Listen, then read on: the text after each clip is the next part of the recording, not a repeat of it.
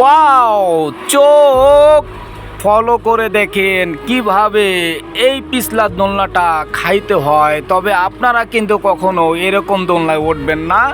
দেখেন ভাই, লক্ষ্য করে কত দূর এবং কোথায় যে এই লোকটা গোসল করবে। যাই হোক, প্যাচেন ঘ্যাচেন কি সুন্দর করে জিলাপির মতন পেঁচায়া পেঁচায়া পেঁচায়া পেঁচায়া ঘুরাইয়া ফিরাইয়া ভাই, ও তো ওর আরামের মতন শুয়েই আছে।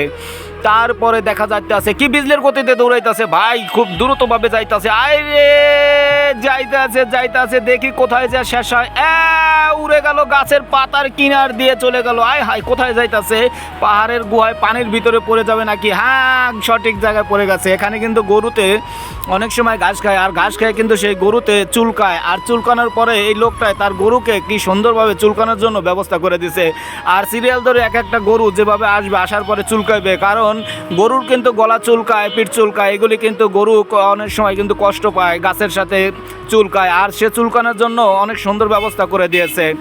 আর সে যেন প্রাণীকে অনেকটাই ভালোবাসে। অবশ্যই ভিডিওটা শেয়ার করে দিবেন, লাইক করে দিবেন, সাবস্ক্রাইব আর ফলো করে দিবেন। গরু এখন কি আরাম পাইতেছে অবশ্যই কমেন্টে আপনারা জানাবেন।